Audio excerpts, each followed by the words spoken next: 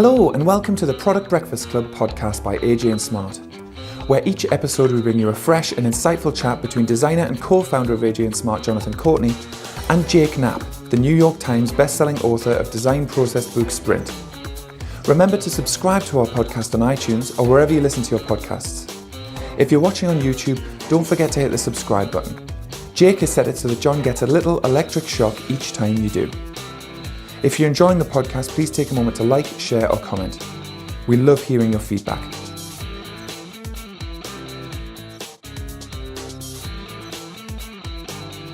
Hello everybody. Welcome to episode 5. And let's jump straight into it. It's going to be a very short episode because Jake needs to get back to a little conference known as the first ever Sprint conference hosted by Google. Yeah, Google's putting on the Sprint conference, and I kind of found out about it not long before. And there's all these people talking about design sprints, which is pretty cool. It's pretty cool to have something like that going on without being like super involved in it. So I'm excited. It must be. I mean, actually, what's really interesting to me is that when your book came out like 2 years ago-ish, kind of, something like that. It came out 100 years ago. 1,000 years prior. As you were saying, I invented the design industry. You did. That is true. So 100 years ago. Right. No, it came out in March of 2016. So by the time people are listening to this podcast, 7 years. It'll be 7 years ago. Yeah. Okay. So what's really interesting to me is that we started doing design sprints maybe 6 months before the book came out. Obviously, we were just calling whatever we were doing design sprints because we didn't know what exercises you were using. But we were already on board. And now, we've spent... There were blog posts, by the way. You could have just run a Google search. I was reading your blog post, but they weren't they didn't have all the exercises in them. There was like note and vote, and then I had to extrapolate that out to a very expensive design service that we were offering. So note and vote multiplied by 5 days. So the interesting thing is that for the last, I would say up until August this year, we have had to, I'm one of the main people selling at AJ&Smart, so this is something I'm directly involved in. I've been explaining what the design sprint is and why people should use it and why it's interesting. And it's we've been in rooms where I'll give a workshop and it's the first time people are hearing about the design sprint. And even in September, we were doing workshops where it was the first time people were hearing about design sprints. I feel like there was almost like a tipping point maybe in October where now when I open up LinkedIn or open up Facebook or open up Twitter or open up Instagram or open up Snapchat or that's all of them. YouTube. I'm starting to hear a lot more about it. And today, one of my colleagues posted a Google Trends search on Slack. And it does seem to have taken off. Like compared to when the book came out, which was 1.5 years ago. Yeah. Today, like literally today, late November, the sprint feels like it finally is after. Yeah, I don't know what the hell just happened, but a lot of people are talking about it right now. I think one thing that's kind of should have been obvious when we were working on the book, but I didn't really think about it, is that it takes a long time from somebody maybe getting the book, like hearing about it, reading the book, to actually doing a sprint, because you're not going to stop what you're doing right now today and run a sprint, most likely, unless you're at a startup and you're just beginning something. But most people are going to have to wait for the right project. They're going to have to convince their team or whatever. And so I think part of the slow viral spread, if that's what it is that it's just taking people a while to do a sprint. But then when they do, it works, right? So I keep hearing back from people like, we did it. It worked. It's great if we're going to do it again. But I think it's not like you get, the life-changing magic of tidying up. I think that spread really fast because people were like, I could start folding my socks instead of curling them into balls, like right now. Yeah. I can do that right now. And they did it. So. I read that book. I immediately did everything that she said. So I started rolling up my t-shirts so you could see them when you pull out everything. Yeah. I threw away like 10 kg of underwear. I don't even know why I had that. You very quickly revert back to the way you were doing it though, like with the Marie Kondo stuff. I mean, it took me like 2 weeks. And then you feel like even more guilty. Oh my God! I look at my closet now and I'm like, just hang my head in shame. What am I? Marie Kondo would just scream at me if she was in here. I'm a pig person. Yeah, it's bad. But it's really it is interesting now also that Google is, one thing I found interesting, right? This year in March, I was at the Google campus and I was talking to some designers there. And they asked me what I was doing in town, and I was saying I was doing some design sprints with some clients in the area. And they were like, "What's a design sprint?" I was like, "Wait a second, this is Google. Isn't this the thing that you got? What's going on here?" It's weird. But now, I mean, today it's like everywhere. I mean, they're doing sprints. They're onboarding people into Google with sprints, as long as I've heard, and it's now also kind of being taken up there. But it's also one of those things where it can feel like you talk to a few people and it seems like everybody knows what it is, and then lots of people have no idea. And of course. Like it's not at like sort of Taylor Swift level saturation with people's consciousness. I think it is. It's full on. It's full on T Swift or Tay Tay. See, I know as a millennial, I know it's Tay Tay. Yeah. So actually, then let's jump into the one and only topic for this week, because we'll keep it nice and short. And this, by the way, Jake, is for real. I know we said this last week, but this is for real. The last episode we're going to record before we go live. Oh, wow. I don't know what that means in terms of significance, but I know people who are listening should know that we're still dialing in the audio quality. Yeah. Right? This is still prototype mode. Absolutely. We're going to probably let's see, we're just going to see how people react to this when it's launched. And if people like it, and if people listen to it, and if people subscribe, we'll probably buy some better mics. Potentially, but for now, if nobody listens and nobody subscribes, we're going to be like, "What podcast? I don't even know what you're talking about." We never did a podcast. I do not know what a podcast is, but I think we should just keep doing it anyway, right? Just to waste your time because you've nothing to do, like New York Times bestselling authors. What do you people even do? All right, let's get into it. Jake. So this is the time when us having a producer would be really cool for the YouTube version of this, because we could bring the tweets up on screen like Joe Rogan does it. But I had a lot of topics for this week, but I want to actually get into a reactive state and use instead of taking action. I want to get into a reactive state and talk about a tweet. This is great. This is like what you would see on Fox News in the United States. This is like, let's react to real-time tweets. Let's talk about a tweet from a few hours ago. Jake, how about this? Okay, so it's a tweet from Jason Fried. So Jason Fried is the CEO of Basecamp. Previously 37 Signals. He wrote the book Rework and the other one, the Remote. And he also wrote a book called Getting Real, which was something that they published online back in like the early 2000s. I read that thing when I was working at Microsoft, and I was like, holy smokes, it just blew my mind. It was just like a totally different way of thinking about building products. Yeah. So Jason Fried, huge hero of mine, and like very formative in the way I thought about like starting to think about like, whoa, the way we're doing projects here doesn't totally make sense. And like just formative stuff. The guy's awesome. Same here. I think that I read WeWork the first or second week that I started AJ&Smart, and it changed everything I thought about building products, and it also changed everything it influenced everything that happened over the next 6 years of building the company. That's why we went bankrupt, by the way. No, I'm only kidding. So Jason, we love Jason, right? Okay, we get it, all right? We'll get over it. So let's read his tweet. So his tweet says, you can only iterate on something after it's been released. Prior to release, you're just making the thing. Even if you change it, you're just making it.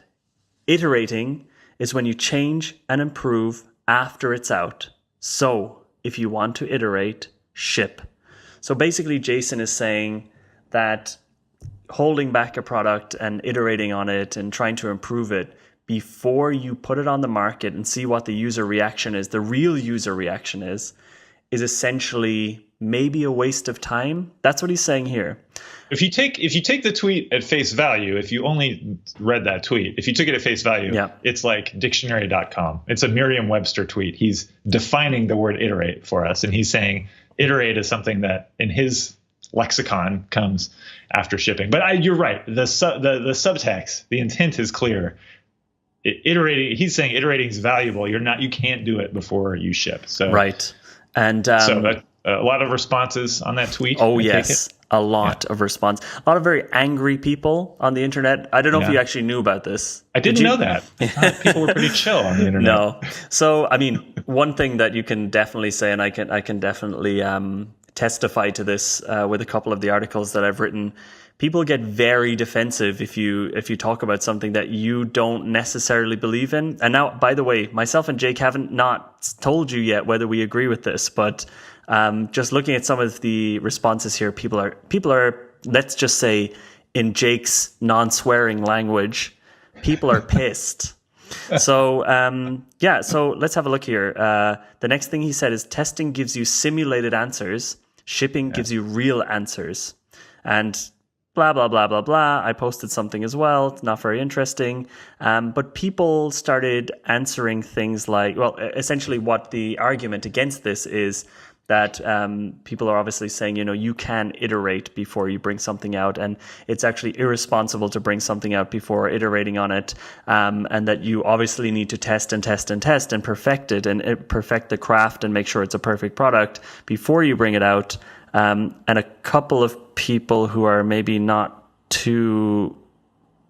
I'm not going to say it. There's a couple of people who made the argument that you wouldn't do this for a plane. So maybe it's wrong. You're wrong, Jason, because you'd want to test a plane before flying it for the first time. But it's not a great analogy. So the reason I bring this up is because I think it brings up the classic, and 2 episodes ago we talked about user research, but this is maybe even a different thing where we're talking about getting the feedback after you've launched it and being a little bit almost like careless, you could say, compared to what designers want to do with a product. What do you think about it, Jake? Yeah, well, there's a few lenses through which to look at this Jason Fried tweet and the ensuing commentary. And I was just kind of skimming through instead of listening to you talk right there. I know I rambled a bit. And I think, okay, so first of all, like imagine we're at the optometrist and they've got those different things, right? Lens 1, lens 2, lens 3. Okay. All right. Lens 1, Jason Fried saying, it's BS to test before you launch. It only matters once you launch. That's the only thing that matters. You should ship. All of this talk about testing beforehand, it's just waste of time. Ship it. Is that what he's saying? Okay, maybe lens 1 is, maybe he's saying that, and that's the way people are commenting on it. They're reacting to that stance. So let's look at that stance for a second. Yeah. First of all, I think that you and I have seen a lot of sprints where we rapidly create a prototype, a realistic prototype, put it in front of customers, and get reaction in a week. And I think you would agree that that's a really efficient use of time. If you spend a week and you get a team, like it makes them make faster progress. They're much closer to shipping after that week than they were before because they've thought through the problem in a deep way. They've gotten a super big head start on it. And we've also seen that quite often, probably like 80% of the time, 90% of the time, there are huge problems with their hunch, with their best bet about what they should ship. And we see those problems come up on Friday, and they're not just like questionable, like, oh, were they sort of reacting in this simulated environment? It's like obvious. You're just like, oh God, like they just don't get it or they don't care. They're like, so that stuff, like again, we're in the lens of Jason Fried is saying, don't test before you launch. Like if that's the way people are commenting on it, if we take that lens, then we have to say like, that does not match what we've seen. Like it is a good idea to do a design sprint to test, but still staying in that lens, I also have to assume, like, I don't know that Jason Fried has ever done a design sprint. Like, when he's talking about this, he's not saying design sprints are bad. No, he's just saying, like, he would never say that. Testing is bad, right? Never. What's that? He would never say that, Jake. Jason would never say that. I'm sure he would never say that. I mean, he's definitely listening to this. So like, I think that it's like, if that's what he's saying, like, don't test, I would disagree, but I would say, but even then I would say it's true that you can test things to death. You can test and test and test and end up like just wasting your time. And like, at some point you have to have a hunch and you have to go. But the thing about the way it's done in business as usual is that, there is a lot of wasted time. People can spend a lot of time trying to get their hunch perfect, all this stuff. With a sprint, you, I think, are getting the best of both worlds. You have a strong opinionated hunch. You get some reactions to it really fast. You course correct, and then you're actually that much closer to shipping. So I would disagree that testing isn't valuable if that's what he's saying, but I don't think he's talking about design sprints. Maybe he is, but I don't think he is. And if he is, he's making a mistake because he doesn't know how they work. So that's lens 1. Lens 2, though, is Jason Fried is great at provoking people, and is a master of this. Like, in the way he writes, part of what's so compelling about it is that he always picks a fight, and he's very. I think he doesn't say he does this with his writing necessarily, but he's very upfront about it as a philosophy for building products. Yeah. So he talks a lot in Getting Real about like having an enemy for product. You should have an enemy. There should be a thing that you are going after, and you are not going to do it that way. You're sort of just like counter that thing, that way of working. And he does this in every post. Some of the reasons why his posts and his tweets are so compelling, why people comment on them so much, is because he's always picking a fight. And pick a fight is the philosophy he talks about in Getting Real. Picking a fight is what he's doing here. And he's phrased this thing that's actually not that controversial in a very, like, he's picking a fight with the internet. He's saying, like, come on, I know I'm going to pull you people out. Just in the same way that you title your post, user research is overrated, or I wrote a post called prototypes are a waste of time. And we believe those things, but we also like wrote them in a way to pick a fight. And when you do that, and I usually don't do it because I don't enjoy the anger and the conflict that ensues. Yeah. But that's also the way he operates. It's very effective. So he's kind of done that here too. But there's a third lens, and then my monologue will stop after I introduce the third lens. It's been a while. As the optometrist moves over the third lens. Still in there. Tweet. It is Jason Fried is very good at product. He is a guy who's been doing product for, 20 years at least. He's got great instincts. He's super smart. He's got a ton of experience. I would go with Jason Fried's hunch, and I would be ready to launch and ship that product probably without testing it, because the guy's so freaking smart and experienced.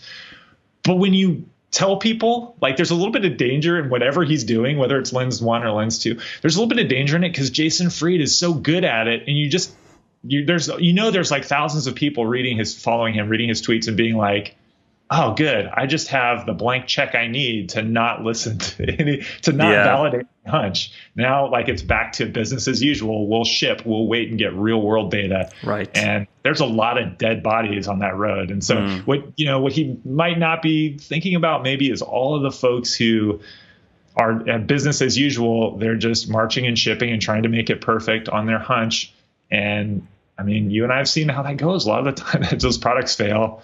Companies go out of business, people lose their jobs, like, bad stuff happens. So it's a little risky, I think, being like just sort of playing with that idea because of how smart he is, how compelling he is, and how it's true for him. I don't think it's true for everybody. Yeah. I think there's a middle ground in between this. You use your hunch and you go with it, and then you see how it reacts on the market, and then you just kind of react to it and you iterate based on that to get it to the point that the user actually wants.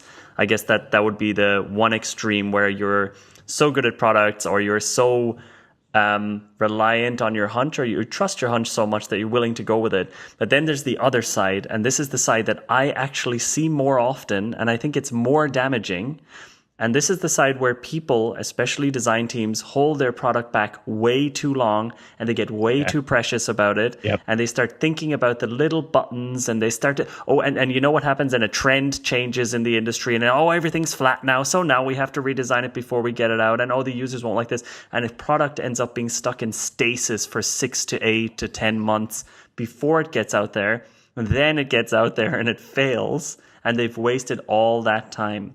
And I think that obviously having a sprint at the start helps to make sure that at least you're validating whether the product has a fit and whether it's worth making.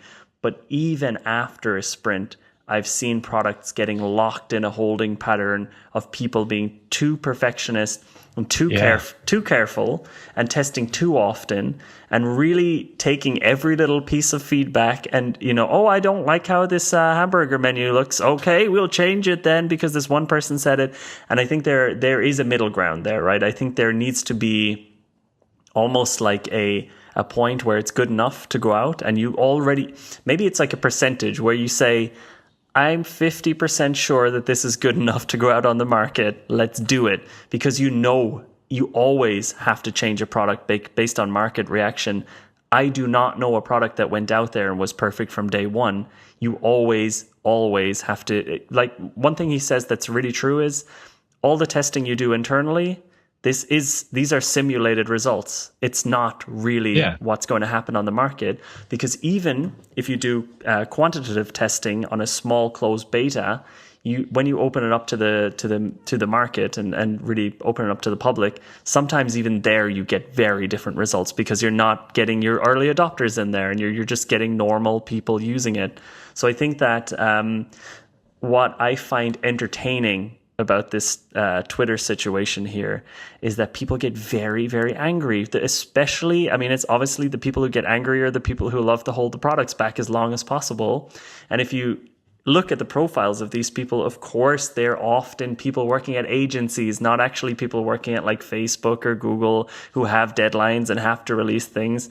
It's people who are freelance designers or in user research, and they don't believe that anything that threatens the product process getting shorter is a direct attack on them. And I think that people like this are a danger to, a standard product team within a company who has to get things done.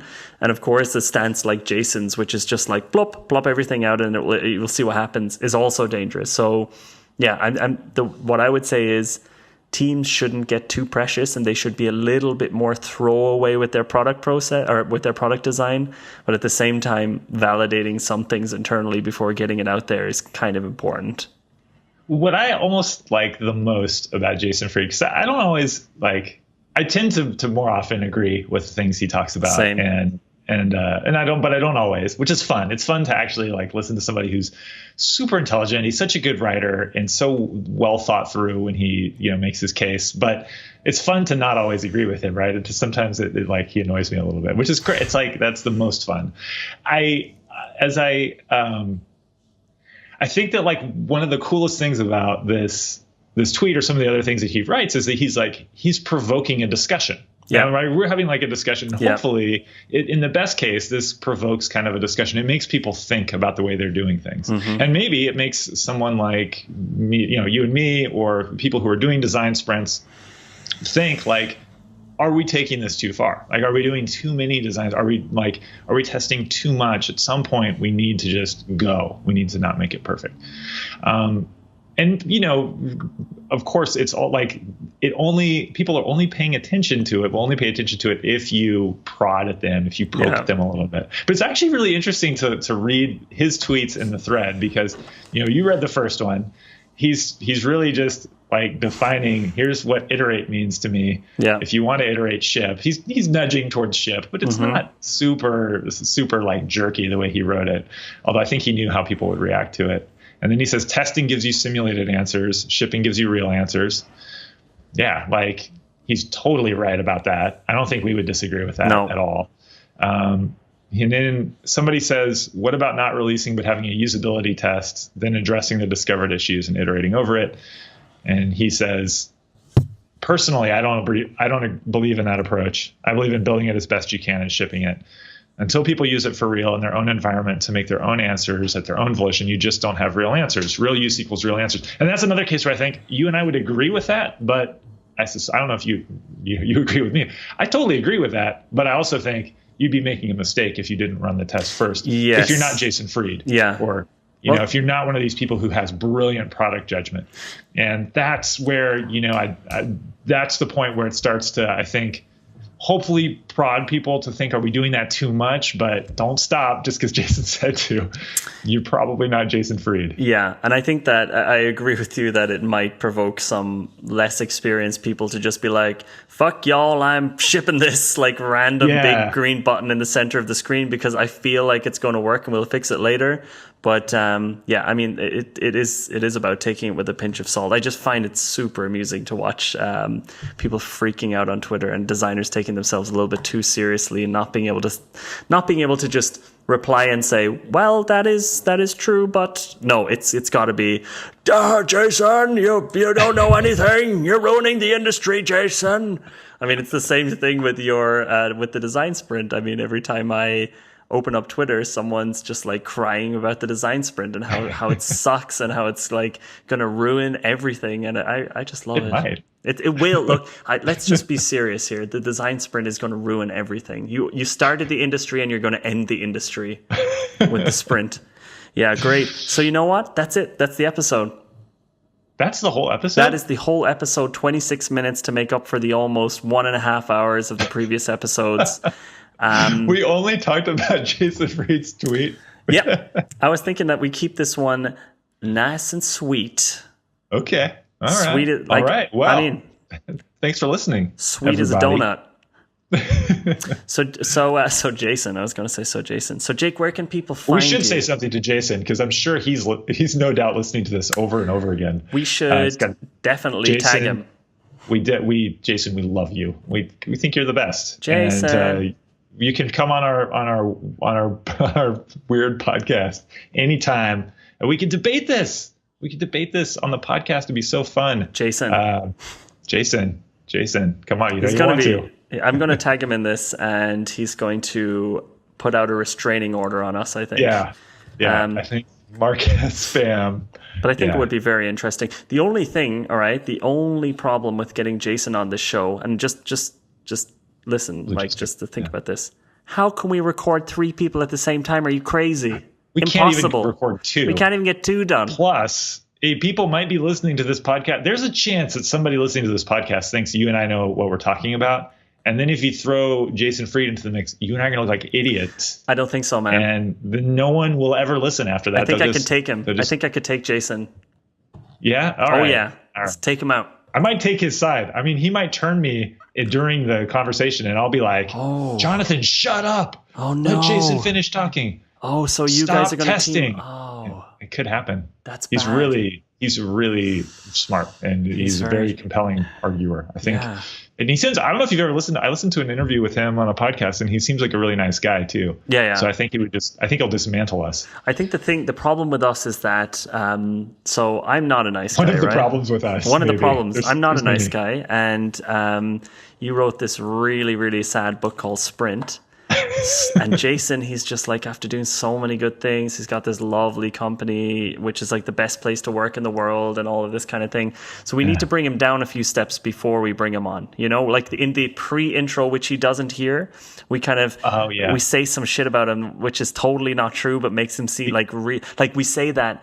After the recording, we say, so guys, I just want to point out that before the interview happened, Jason demanded that we bring him, even though we're not even in the same location, we bring him a lactose-free bag of milk, which was very, very difficult, but we got it done, and then he threw it at me.